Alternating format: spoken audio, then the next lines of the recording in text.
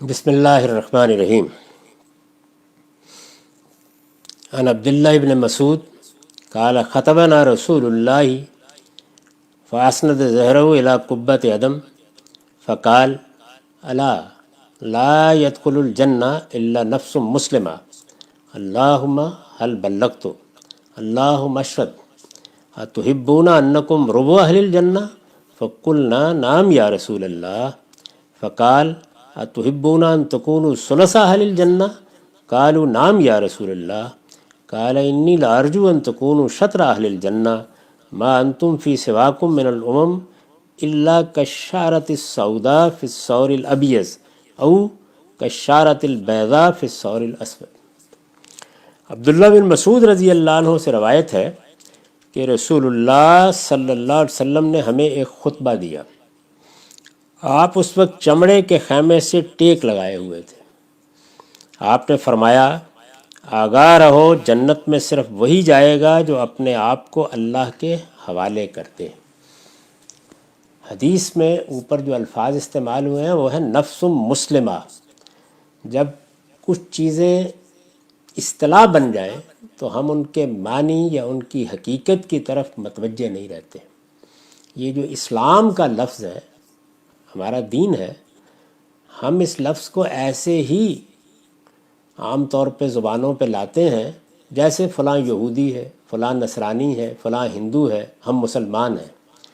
تو ایک چیز کو ہمیشہ غور سے دیکھنا چاہیے، اس دنیا میں جتنے مذاہب ہیں، جتنے فلسفے ہیں، سب کے سب شخصیات سے نسبت رکھتے ہیں۔ یعنی اگر بدھ مت ہے تو وہ گوتم بدھا سے، سدھارتھا سے نسبت رکھتا ہے۔ مسیحیت نہایت افتخار کے ساتھ اپنے آپ کو یسوع مسیح سے یعنی سیدنا مسیح علیہ السلام سے نسبت دیتی ہے۔ یہود تو اپنے ہاں گویا یوں سمجھ لیجئے کہ اس بڑے قبیلے سے نسبت دیتے ہیں، گویا خالصتاً نسلی نسبت کے ساتھ اپنے مذہب کو تعبیر کرتے ہیں۔ بنی اسرائیل کی تعبیر بھی ظاہر ہے کہ اس چیز کو بیان کرتی ہے کہ وہ کس کی اولاد ہے۔ اسی طرح کا معاملہ سب مذاہب کا ہے جتنے بھی ہیں۔ آپ اگر دیکھیں غور کر کے تو یہ اسلام ہے کہ جس میں یہ طریقہ نہیں اختیار کیا گیا، اور قرآن مجید نے ہمیں یہ بتا دیا کہ یہ یوں نہیں ہے کہ یہ محمد الرسول اللہ کا دین ہے جس میں یہ طریقہ نہیں اختیار کیا گیا، یہ انبیاء کا دین ہے۔ تو گویا تنبیہ کر دی کہ آدم علیہ السلام سے لے کر محمد الرسول اللہ صلی اللہ علیہ وسلم تک جو اس دین کے آخری پیغمبر ہیں، اس دین کا نام اسلام ہی رہا ہے۔ ان الدین عند اللہ الاسلام۔ اسی اسلام کے فرقے اور گروہ اپنے آپ کو شخصیات سے بھی منسوب کر لیتے ہیں، جیسے ہمارے ہاں جو فقہی مذاہب پیدا ہوئے، حنفی، شافعی، مالکی، ظاہر ہے کہ وہ شخصیاتی سے نسبت پائیں گے۔ اسی طرح سے مدارس، شہر، دیوبندی، بریلوی، تو عام طور پر اس طرح کی نسبتوں کے ساتھ لوگ اپنی شناخت قائم کرتے ہیں۔ لیکن وہ شناخت جو اللہ تعالیٰ نے ہماری قائم کی، اس کے لیے تعبیر ہے اسلام، اور اسلام کو ماننے والے جو ہیں ان کا نام ہے مسلم۔ یہی بات ہے کہ جس کو قرآن مجید نے بیان کیا کہ تمہارا نام تمہارے باپ ابراہیم نے مسلمان رکھا ہوا ہے۔ وہاں پر حضرت ابراہیم کا حوالہ اس لیے دیا ہے کہ بنی اسماعیل مخاطب ہیں، یعنی ان کو کہا ہے کہ یہ تمہارے باپ کا رکھا ہوا نام ہے، اس نے تمہیں یہ نام دیا تھا، اور اس نے یہ کہا تھا کہ اسلمت لرب العالمین، اور اس طرح گویا اسلام کی حقیقت بیان کی تھی۔ تو حقیقت کیا ہے اسلام کی؟ یعنی کیا یہ محض ایک مذہب کا نام ہے؟ اس کی حقیقت یہ ہے کہ اپنے آپ کو آپ نے اللہ کے حوالے کر دیا، اللہ کے سپرد کر دیا۔ یہ اصل میں اسلمت نفسی الیک، اس کی تعبیر ہے۔ ہماری رات کی جو دعائیں ہیں، رسالت مآب صلی اللہ علیہ وسلم نے جو سونے کی دعا سکھائی ہے، تو دیکھیے نا کہ اسلمت نفسی الیک وفوضت امری الیک، یعنی میں اپنا معاملہ تیرے سپرد کرتا ہوں، اپنا وجود تیرے حوالے کر رہا ہوں۔ تو وہاں بھی یہی لفظ اسلم تو استعمال ہوا ہے۔ تو یہ نفس مسلمہ جو ہے، یعنی ایک انسان جب اپنے آپ کو اپنے رب کے حوالے کر دے، رب کے حوالے کرنا ظاہر ہے ایک شعوری احساس بھی ہے، بندہ اس کا فیصلہ کرتا ہے، وہ اس دنیا کی زندگی میں اپنی حیثیت متعین کرتا ہے اور اپنے خالق کی حیثیت متعین کرتا ہے۔ جب اس شعور کے ساتھ وہ کھڑا ہو جاتا ہے کہ میں بندہ ہوں اور وہ میرا مالک ہے، تو گویا جو ربط اور تعلق پیدا ہوتا ہے وہ عبد اور معبود کا تعلق ہے، ایک غلام اور آقا کا تعلق ہے۔ تو یہ عبد اور معبود کا تعلق ہے کہ جس کو قرآن مجید نے ایک اصول کے طور پر بیان کیا کہ وما خلقت الجن والانس الا لیعبدون۔ تو عبادت کیا ہے اصل میں؟ اسی اسلام کا ظہور ہے۔ یعنی بندہ جب مسلمان ہوا اور اس نے اپنے آپ کو اپنے رب کے حوالے کر دیا، تو اب اس کے شب و روز، اس کا اٹھنا، اس کا بیٹھنا، سب کس حالت میں رہنا چاہیے؟ عبادت کی حالت۔ وہ خدا کا حکم مانے گا، خدا کے حدود کی پیروی کرے گا، جہاں اجازت دی ہے وہاں پر اس اجازت سے فائدہ اٹھائے گا، جو تفریح کا موقع دیا جائے گا آقا کی طرف سے تو تفریح کے لیے چلا جائے گا، کہا جائے گا کہ واپس آؤ اور آ کر حی علی الصلاۃ اپنے سر نیاز اس کی بارگاہ میں جھکا دو، تو آ کے سر نیاز جھکا دے گا۔ اس کو اگر دکان پر بیٹھے ہوئے سیاست کرتے ہوئے دنیا کے معاملات بتاتے ہوئے ادھر سے بتایا جائے گا کہ یہاں تمہارا مفاد جو کچھ بھی کہہ رہا ہو تم انہیں اخلاقی حدود کی پیروی کرو گے، تو ظاہر ہے کہ وہ ان سے سر منہ انحراف کا سوچے گا بھی نہیں۔ یہ سب جو رویے ہیں یہ اس بنیادی حقیقت کے اعتراف سے پیدا ہوتے ہیں کہ میں اس پروردگار کا بندہ ہوں اور مجھے اپنے آپ کو حوالے کرنا ہے۔ یہ حوالے کرنے میں پھر کوتاہی ہو گئی، غلطی ہو گئی، انسان پھسل گیا، کسی وقت اس کے مفادات غالب آ گئے، کہیں جذبات غالب آ گئے، کہیں تعصبات نے راہ کھوٹی کر دی، یہ سب ہوگا۔ لیکن اگر حوالے کر چکے ہیں آپ تو کبھی آپ بندگی کے اس احساس سے محروم نہیں ہو سکتے۔ تو بندگی کا یہ احساس اپنے آقا اور اپنے مالک اور اپنے خالق اور بادشاہ حقیقی کی طرف بار بار لوٹنے کے لیے مجبور کرے گا۔ یہی وہ چیز ہے کہ جو ندامت پیدا کرتی ہے، توبہ و استغفار کو انسان کا وظیفہ بناتی ہے۔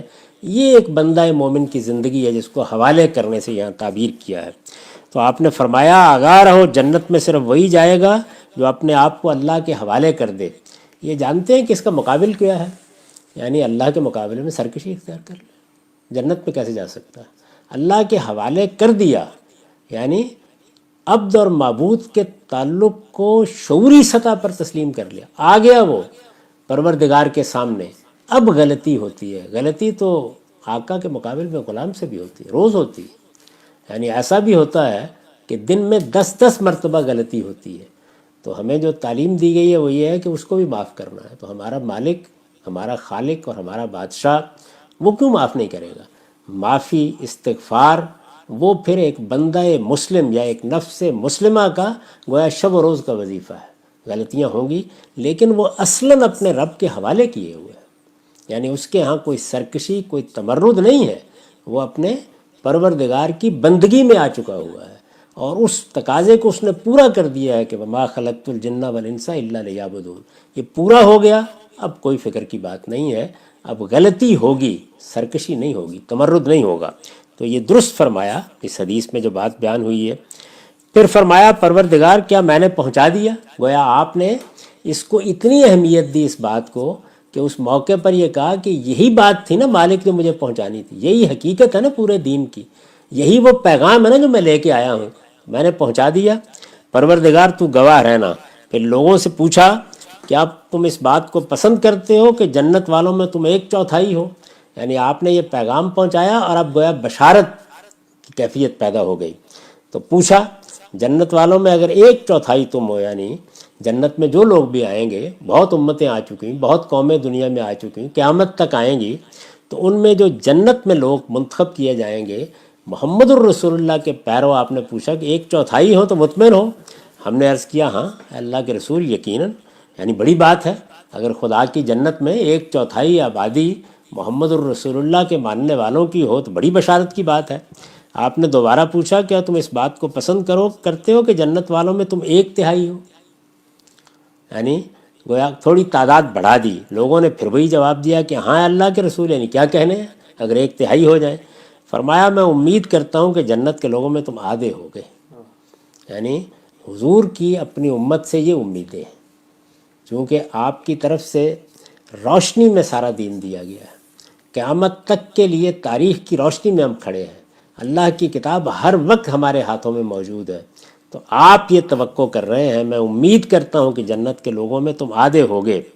اب ظاہر ہے کہ یہ بات آپ نے کس لحاظ سے کہی؟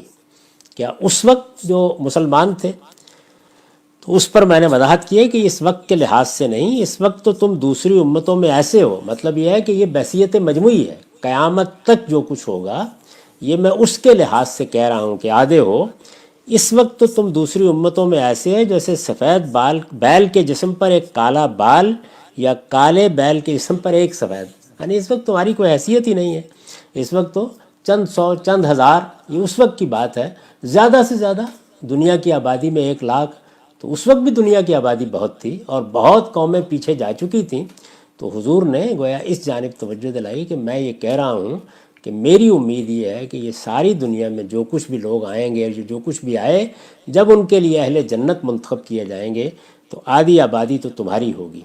اس کی آگے اگلی روایت میں مزید وضاحت ہوئی ہے، تو اس کے بعض پہلوؤں کو ہم وہاں سمجھیں گے۔ یہاں جس چیز پر ہمیں، جس میسج پر یا پیغام پر نگاہ رکھنی چاہیے وہ یہ ہے کہ جنت میں جانے کے لیے میں ہوں، آپ ہوں، ہر ایک کو نفس مسلمہ پیدا کرنا ہے، یعنی اللہ کے حوالے ہو کر رہنا ہے، اٹھنے بیٹھنے دنیا کی زندگی میں ہر موقع پر۔ وآخر دعوانا الحمدللہ رب العالمین۔ 10 منٹ کا وقت ہے۔